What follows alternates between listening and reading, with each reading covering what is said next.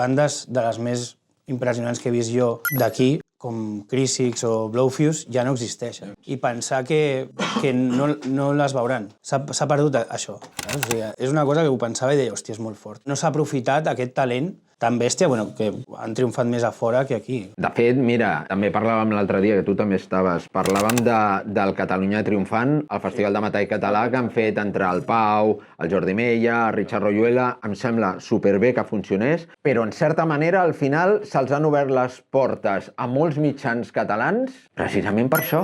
O sigui, espais que els han donat l'esquena sempre a aquest tipus de bandes cantant i en català, doncs ara han aprofitat com la part catalana de que tenim grups en català, que la cultura catalana és molt gran. I això em sembla molt hipòcrita i jo crec que en els mitjans generalistes catalans s'ha sigut molt hipòcrita durant molt d'anys i molt instrumentalitzat, com tu bé dius. Tindrem futur, però l'haurem de lluitar. És el que ens queda.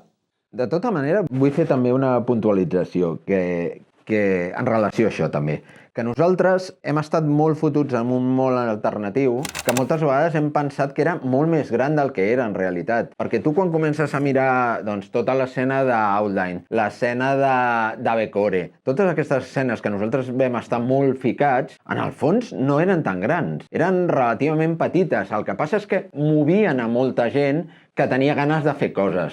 I jo crec que ara és una mica la diferència aquesta generacional, que com diu el Luis, hi ha gent que té ganes de fer coses, però clar, les ganes que tenen de fer coses és de fer altres coses, de fer-se un Instagram on parlin de música o de fer-se un canal on parlin de música, però ja és diferent a la idea de muntar concerts, per exemple. Ja no ho veuen tan fàcil muntar... Llavors entrem en un problema, que és que no tindrem què consumir. Si tothom vol ser creador, però de quin contingut? Perquè, clar, si no tenim sales petites, les bandes ens les foten des de dalt, no serem una... Jo soc més optimista, hi ha moltes bandes. Estem en un punt de màxim talent, però just les bandes que hem dit que havien desaparegut per mi són increïbles, i les que vindran seran increïbles també perquè a nivell de talent local estem en el punt màxim. Jo crec que hem deixat clar que ens haurem d'adaptar, ens tocarà fer un... Joan, ens tocarà anar a parlar amb els joves també, perquè ha quedat clar que hem de saber què estan fent ells.